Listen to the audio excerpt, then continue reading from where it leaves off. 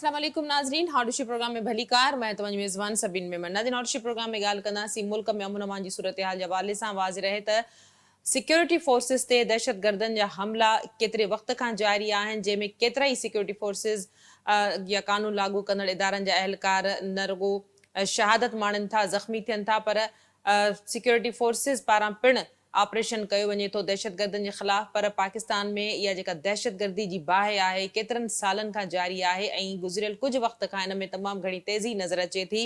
अॼु शांगला बशाम में चीनी काफ़िले ते जेको हमिलो कयो वियो, जंहिंमें 5 चीनी शहरनि समेत 6 ॼणा फौत थी विया, ख़ुदकुश धमाको जंहिंमें केतिरा ई जेके आहिनि से ज़ख़्मी पिणु थी विया। इन हवाले सां वफ़ाक़ी घरू वज़ीर चीनी सफ़ारतखाने पिणु वियो, जिते हुन चीनी सफ़ीर सां मुलाक़ात करे वाक़िए ते अफ़सोस जो इज़हार कयो। पाकिस्तान केतिरे वक़्त खां दहशतगर्दी खे फेस करे रहियो आहे। दहशतगर्दी पाकिस्तान में पाकिस्तान जे पाड़ेसी मुल्कनि खां पिणु थी रही आहे, जंहिं ते पिणु पाकिस्तान पारां सख़्त क़िस्म जो एहतजाज कयो वियो। इन ते बि गुफ़्तगू कंदासीं। इन खां अलावा ॻाल्हि कंदासीं मुल्क में महांगाई जी सूरत हाल, IMF सां स्टाफ लेवल जो मुआहिदो। उन खां पोइ वज़ीर आज़म जो चवणु आहे त पाकिस्तान खे हिकु ॿिए प्रोग्राम में वञण जी पिणु ज़रूरत आहे। इन ई सूरत हाल ते ॻाल्हाइण जे लाइ मुस्लिम लीग नून सां ताल्लुक़ रखंदड़ इंतहाई सीनियर सियासी अगवान सिद्दीकुल फारूक साहब मुझे ज्वाइन किया है। सिद्दीकुल फारूक साहब, वेलकम कहती हूँ, आपने प्रोग्राम में ज्वाइन किया। सिद्दीकुल फारूक साहब, क्या कहिएगा सिक्योरिटी के हवाले से इस वक्त पाकिस्तान को जिन मसाइल का सामना है, रियासत जिन चीज़ों को फेस कर रही है, ISPR की जानिब से भी भरपूर किस्म की कार्रवाइयाँ हो रही हैं, लेकिन उसके बावजूद दहशतगर्द जिस तरह से हमले कर रहे हैं, आज एक जो खुदकुश धमाका हुआ है जिसमें 5 चीनी बाशिंदों समेत 6 अफराद हलाक हुए हैं। बिस्मिल्लाहिर्रहमानिर्रहीम। दहशतगर्दी की कभी इन दहशतगर्दों को कोई सपोर्ट करता है, और ये गुज़श्ता आप समझ लें कि कोई 50-55 साल से ऐसा ही हो रहा है। अब वक्त आ गया है कि इन दहशतगर्दों के खिलाफ तमाम कुव्वतें, हाँ वो यूरोप है, अमेरिका है, रूस है, चीन है, एशिया के और ममालिक पाकिस्तान समेत, ये सब इकट्ठे होकर कार्रवाई करें। कोई अगर किसी वक्त ये समझता है कि इनको हमने दूसरे के खिलाफ इस्तेमाल कर लिया, तो फिर कुछ वक्त गुजरता है उन्हीं को वो दूसरी ताकत उनके खिलाफ इस्तेमाल करती है, और ये माल इसी तरह से खाते हैं, लोगों को, बच्चों को अगवा करते हैं, उनकी तरबियत करते हैं दहशतगर्दी के लिए, उन्हें खुदकुश बमबार बनाते हैं। तो मैं ये समझता हूँ पाकिस्तान को ये जो मसले का सामना है, बिलखुसूस चीनी सरमायाकारी, चीनी मंसूबे, कौन लोग हैं जो पाकिस्तान में चीनी सरमायाकारी के खिलाफ, ये देखना होगा। और इस हवाले से पाकिस्तान कुछ तो कर रहा है, लेकिन पाकिस्तान को बहुत बड़े पैमाने पर खारजा महाज पर, डिप्लोमेटिक फ्रंट जिसे कहते हैं अंग्रेजी में, उस पर इन्हें बहुत बड़ी जंग लड़नी होगी, बहुत बड़ा काम करना। सिद्दीकुल साहब, आपने खारजा पॉलिसी के हवाले से आपने कहा कि डिप्लोमेटिक हवाले से बहुत बड़ा काम करना होगा। अपोजिशन की तनकीद भी जारी है कि इतनी कैपेसिटी नहीं है, इतना लेवल नहीं है जिन लोगों को ये काम दिया गया है या जिन लोगों को जो है इस हवाले से सिलेक्ट किया गया है। तो इस हवाले से कोई ऐसी पॉलिसी है या हुकूमत गौर कर रही है कि माजी में जो कुछ हुआ अब चीज़ों को ठीक करने की जानिब जाना चाहिए और इसके लिए अमली और फौरी इक़दाम की ज़रूरत है? माजी में जिस तरह ऑपरेशन ज़रबे अज़ब हुआ बहुत सारे, लेकिन इस वक्त जो सूरत हाल है जिस कुछ अहदाफ को निशाना बनाया जा रहा है। देखिए, मैंने यही अर्ज किया है कि अब ये दाइश है, ये इस्लामिक स्टेट ऑफ खुरासान के नाम से IS है, इन्हें किसने बनाया, किसने इनकी सरपरस्ती की, किसने इन्हें वसाइल दिए, ये सब देखना होगा ना। और इसीलिए मैंने कहा कि ये रियलाइज करवाना होगा सबको। रह गई हमारी कैपेसिटी तो यहाँ तक इंटेलिजेंस का लेवल है वहाँ भी बढ़ाने की ज़रूरत है, जिस हद तक हम बढ़ा सकते हैं, लेकिन उसे बैन अवी सपोर्ट होनी चाहिए। अंदर जो गुंजाइश, आप मिसाल के तौर पे आपने कहा कैपेसिटी नहीं है। अब इस वक्त जो वजीर खारजा हैं उनका बहुत बड़ा एक्सपोजर है बैन अवी सतह पर बतौर वजीर खजाना। हमारी सारी दुनिया की बल्कि जो डिप्लोमेसी है, जो खारजा उमूर हैं, वो इक्तिसादियात के गिर्द घूमते हैं, इकानमी के गिर्द घूमते हैं। और इसमें तो इसहाक डार साहब, मैंने कहा एक्सपोजर भी है, अंग्रेजी भी बहुत अच्छी है, और इस हवाले से उनका तजुर्बा भी बहुत है। चंद दिन ही हुए हैं उन्हें वजीर खारजा बने हुए। आप आने वाले दिनों में इंशाअल्लाह उनकी कामयाबियां भी देखें। हाँ, मुल्क के अंदर वही 2014 या 2015 की जनवरी की तरह, जिस तरह उस वक्त नवाज शरीफ साहब ने APC बुलाई और सब इकट्ठे हुए, सब, कोई बाहर नहीं रह गया।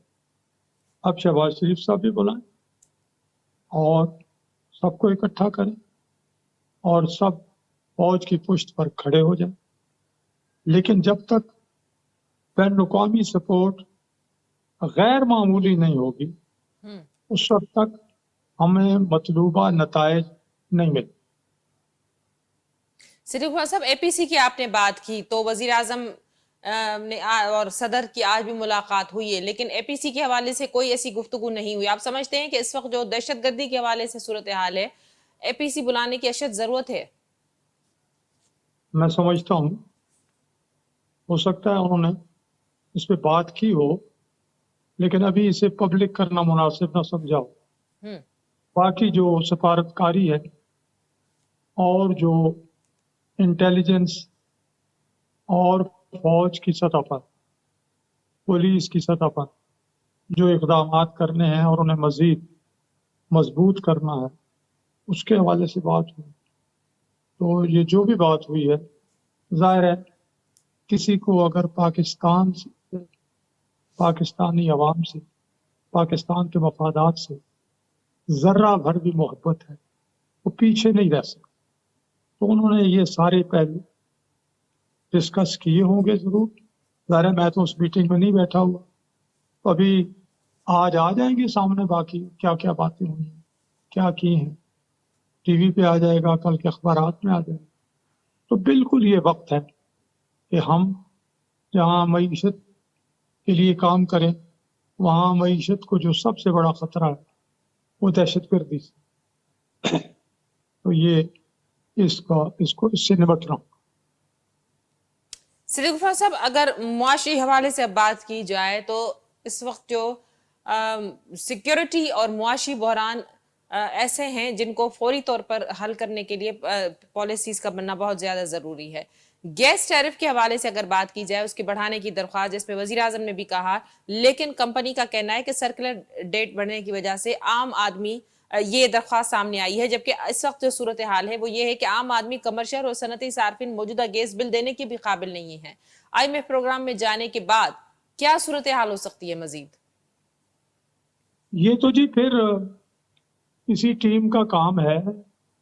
वजीर खारजा ये एक बैंकर लाए हैं, अच्छे आदमी हैं वो। हमें आवाम को रिलीफ बहरहाल देना है, हमें सनत को भी तरक्की देनी है।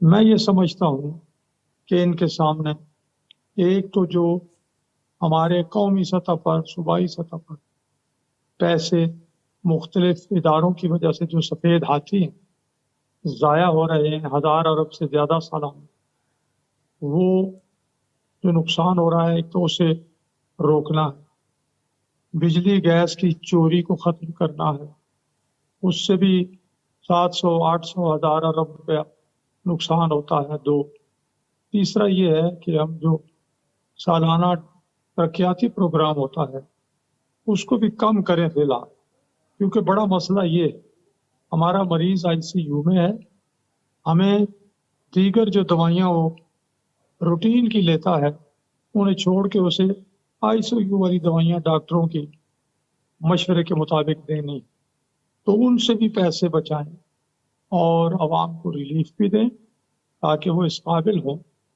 कि अपने पैरों पे खड़े हो सकें।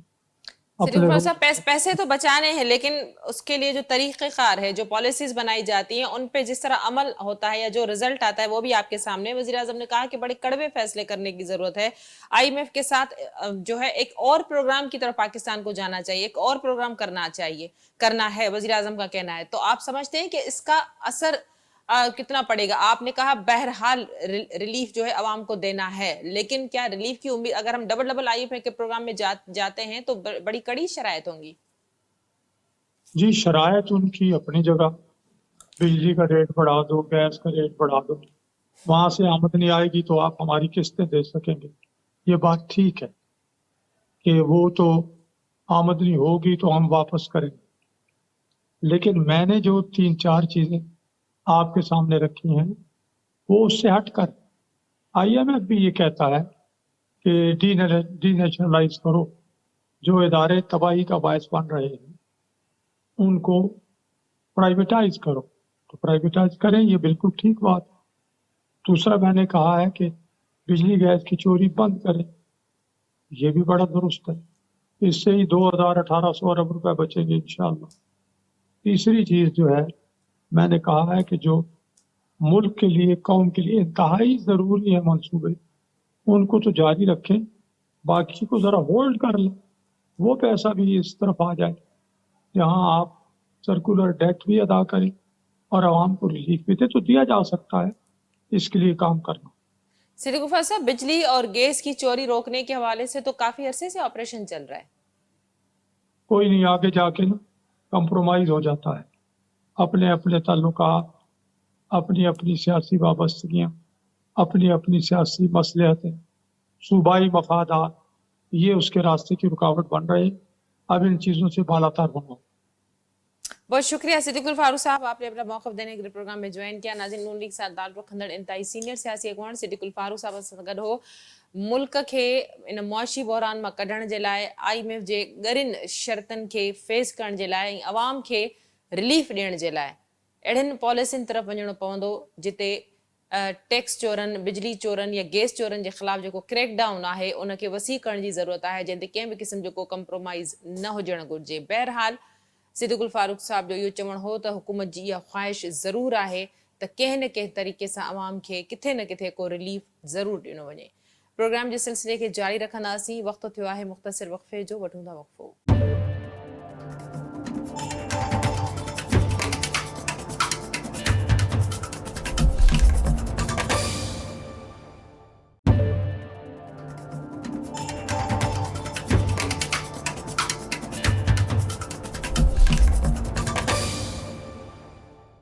वेलकम बैक नाज़रीन। प्रोग्राम जे सिलसिले खे अॻिते वधाईंदासीं। मुल्क जी सिक्योरिटी ऐं मुआशी सूरतहाल ते ॻाल्हाइण जे लाइ सीनियर सहाफ़ी तर्जुमेगार रज़ाक खटी जॉइन कयो आहे। भलीकार रज़ाक, तव्हां प्रोग्राम में जॉइन कयो। रज़ाक, कीअं था ॾिसो मुल्क में जेका वधंदड़ दहशतगर्दी जी लहर आहे? ऑपरेशन त ऑलरेडी हलंदड़ आहे सभिनि, पर एक्चुअली इशू इहो आहे त ही पाकिस्तान खे ॿ वॾा चैलेंज आहिनि। हिकु त आहे इकोनॉमी, ॿियो आहे टेररिज़म।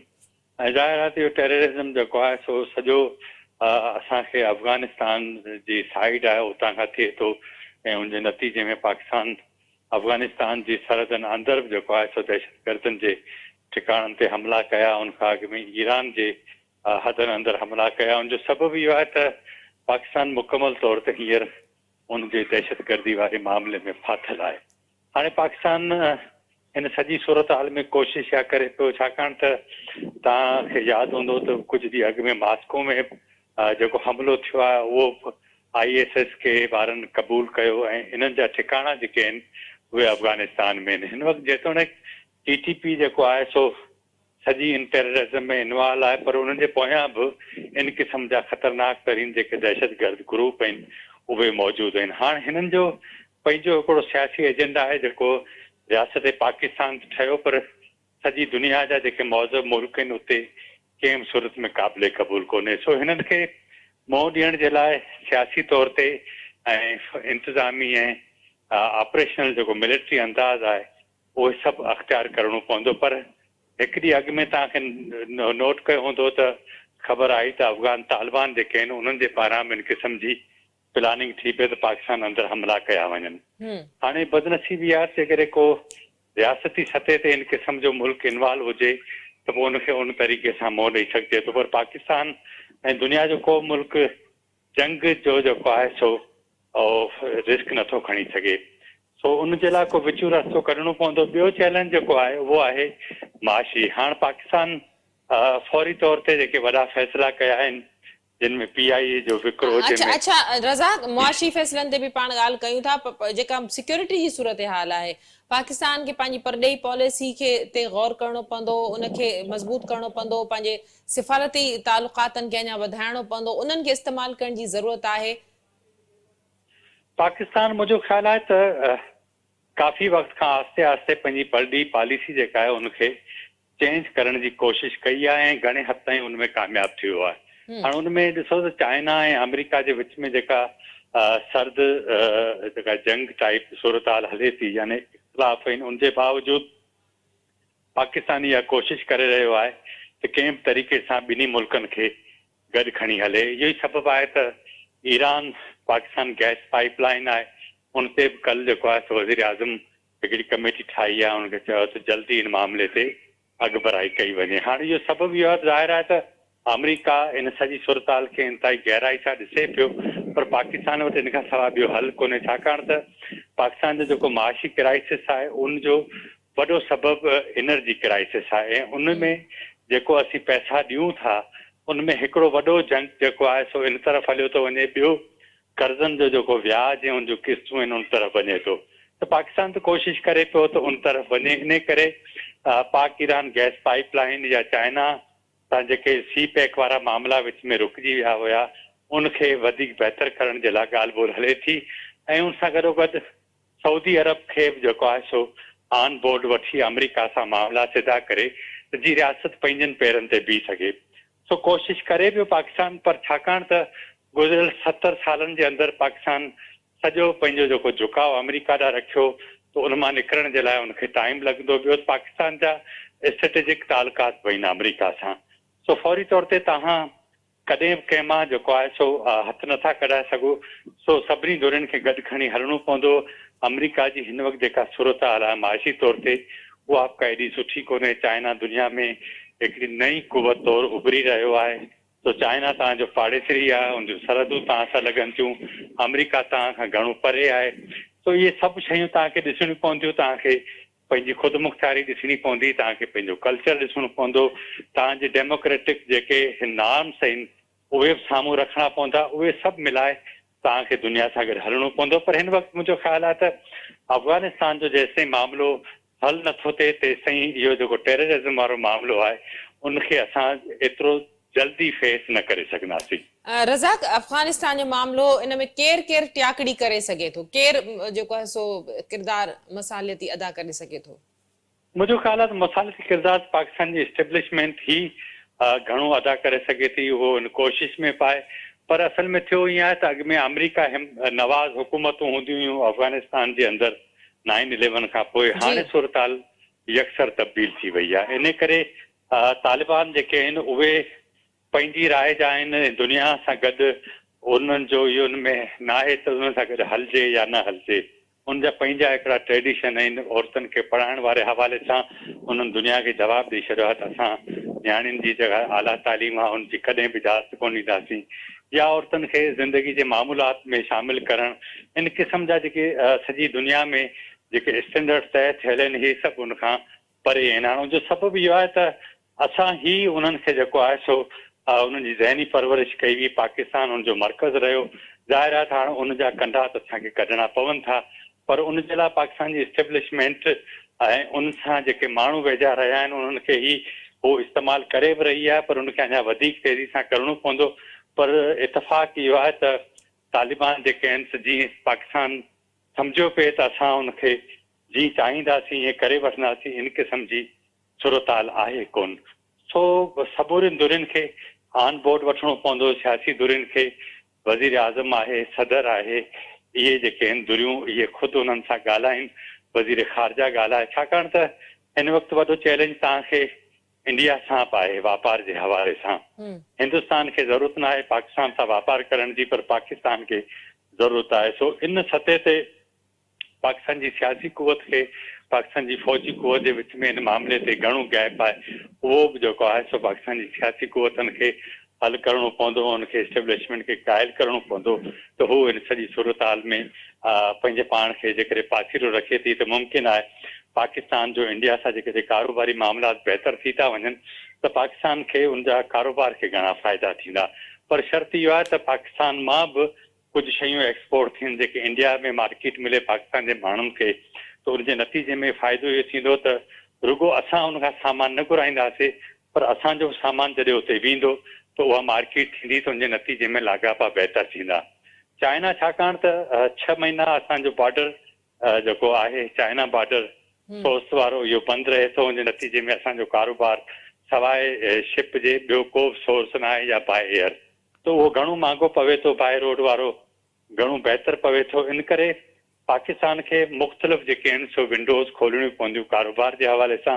मुंहिंजो ख़्यालु आहे जॾहिं माशी सूरत हाल बहितर थींदी त घणा तणा मामला जेके आहिनि उहो ऑटोमेटिक बहितर थींदा वेंदा आहिनि। ठीकु रज़ाक, मुआशी सूरत हाल बहितर थींदे नज़र अचे थी, छो त IMF जे बेल आउट पैकेज खां पोइ वज़ीर आज़म जो चवणु आहे त IMF सां हिकिड़ो ॿिए प्रोग्राम में हू वञणु चाहिनि था। IMF जो ज़ाहिर पंहिंजूं हिकिड़ियूं शर्तूं आहिनि, बिजली जूं क़ीमतूं अॻई वधंदड़ आहिनि, गैस जी क़ीमतनि जे हवाले सां जेको इज़ाफ़े जी ॻाल्हि कई वई आहे, वाध जी ॻाल्हि कई वई आहे, साल में इहो ॿियो 2 भेरा गैस जूं क़ीमतूं वधाई वयूं आहिनि।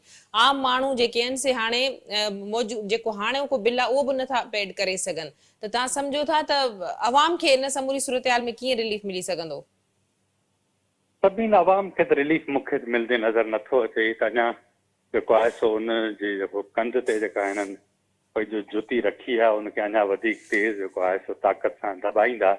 इन करे त इशू इहो आहे त तव्हां ठीकु आहे हिन वक़्तु ॾिसो न तव्हांजी इकोनॉमी सॼी टेक ओवर करे वरिती आहे IMF, तव्हांखे जीअं उहो चवे थो तीअं तव्हांखे करिणो थो पए।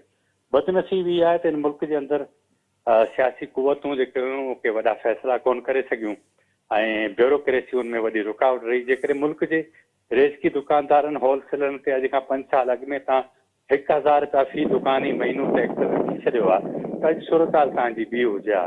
हाणे जॾहिं तव्हां वटि कुझु बि कोन्हे मूंखे ॿुधायो त 55% तव्हांजी जेके फ़ैसिला आहिनि इकोनॉमी जा उहो जेकॾहिं IMF कंदो त तव्हां आवाम खे किथां रिलीफ ॾेई सघंदो। सो हिन को दूर रस मूंखे त नथो नज़र अचे, पर ज़ाहिर आहे हिननि जी जेका बैड गवर्नेंस आहे या हिननि जूं जेके नाअहलियूं आहिनि उनजो जेको सॼो बोझ आम माण्हू ते पियो आहे, उनजी महिनत जी जेका कमाई आहे ऐं उहा बिजली जे बिलनि में गैस जे बिलनि में हली थी वञे, पेट्रोल जी क़ीमतनि में जेको इज़ाफ़ो थिए थो, सफ़री जेके ख़र्च आहिनि उहे उनमें था थी वञनि।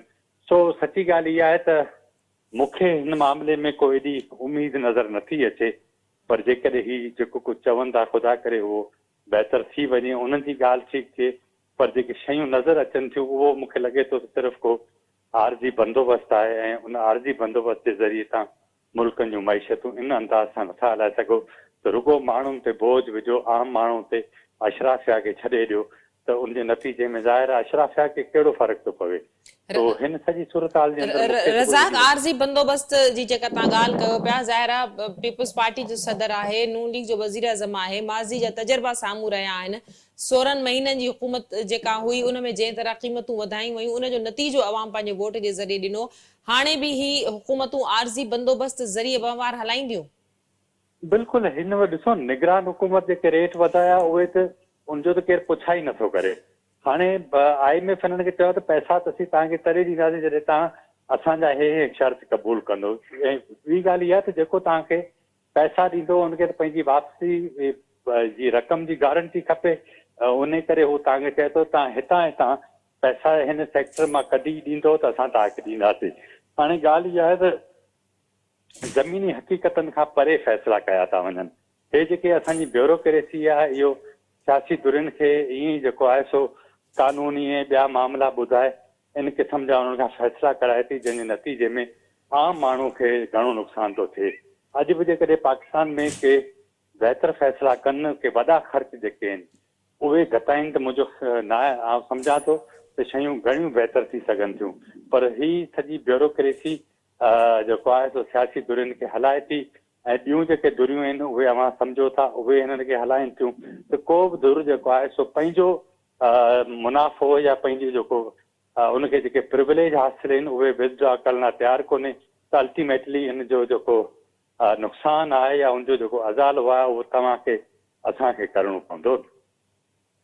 वॾी महिरबानी रज़ाक, तव्हां पंहिंजो तज़ो ॾियण लाइ प्रोग्राम में जॉइन कयो। नाज़रीन, सीनियर सहाफ़ी ऐं तज़े निगार रज़ाक खटी असां सां गॾु हो। यकीनन जेका रियलिटी आहे, हक़ीक़त आहे, उहा तमामु घणी ॾुखी आहे। पाकिस्तान खे न रुॻो पंहिंजी परॾेही पॉलिसी खे अञा वसी करणो पवंदो, बल्कि पंहिंजा पाड़ेसी मुल्कनि सां बहितरीन तालुक़ात ऐं सफ़ारती लाॻापनि खे अञा वधीक करणो पवंदो त जीअं पाकिस्तान दहशतगर्दी खे फेस करे सघे, सिक्योरिटी जा जेके प्रॉब्लम्स आहिनि पाकिस्तान उन्हनि खे ॾिसी सघे, उन्हनि खे हल करे सघे। उन खां पोइ पाकिस्तान खे मुआशी चैलेंजिस खे पिणु फेस करणो आहे। इन हवाले सां फ़िलवक़्तु जेका बहितरी जी उमेदु आहे उहा किथे बि नज़र नथी अचे। IMF जे जेकॾहिं पाकिस्तान ॿिए प्रोग्राम में वञे थो त केतिरा ई पैसा रुॻो कर्ज़नि में जी क़िस्तनि में हलिया वञनि था। इन करे अवाम खे रिलीफ मिलणु या बिजली जूं क़ीमतूं घटि थियणु, गैस जूं क़ीमतूं घटि थियणु, महांगाई जो घटि थियणु हिन हुकूमत जे लाइ यकीनन हिकिड़ो वॾो चैलेंज बणियल आहे। अॼोके प्रोग्राम जो वक़्तु पिण ते पंहिंजी पुॼाणी ते पहुतो। ईंदड़ प्रोग्राम ताईं ॾींदा इजाज़त। अल्लाह वाहिद।